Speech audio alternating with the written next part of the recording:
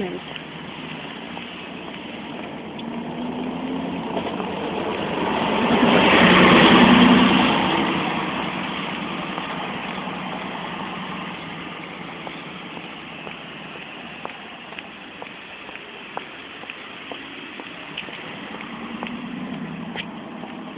Сега вървя по пътя от Велека към спирката на панорамното шосе.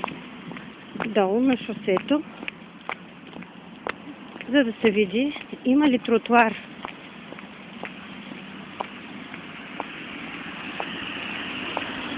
Тук или няма. Така, това са колите.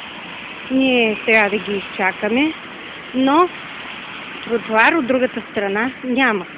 Аз трябва да се кача тук на съответното място, където може би някога се е водило като тротуарно място, което е в Треволяка, и да продължа напреди по един разбит тротуар, който даже не може да се каже, че е тротуар, но е нещо като нещо все пак пригодено за път, където да вървят пешеходците. На пешеходците от Велека до спирката, където е за Слънчев бряг, няма никакъв тротуар. Сега ще ви покажа от как трябва. Така. Тук и тук е улицата. Ето е тротуарната зона. Така. Сега показвам откъде минавам, къде трябва да премина, как трябва да се изпочупя аз краката.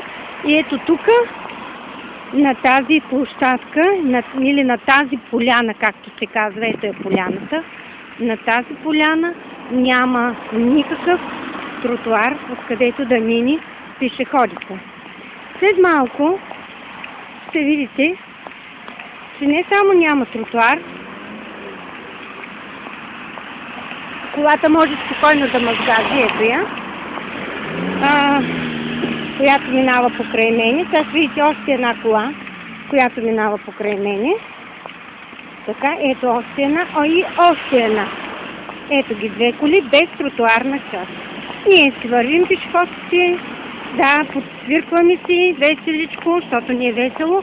И ето тук продължава да няма тротуар. Аз вървя още по улицата и не мога да си кача нито на тротуара, защото той липсва, нито трябва да се оглежда многократно дали някоя кола няма да пролети през мене, за да мине, да се предпазя. Така, продължавам нататък. Ето друг, тук обаче има тротуар. Ето ни го тротуара. И както е тротуара, този тротуар, даже не лети си е тротуар, може би ви го виждате това нещо. Господа, няма никакъв тротуар. Така, тук е направено за колелета. Спирката, идва спирката вече, която е за Слънчев бряг. Това е последната спирка на Изгрев. Спирката се води, но тук няма абсолютно никаква пешеходна пътека. Ето ги.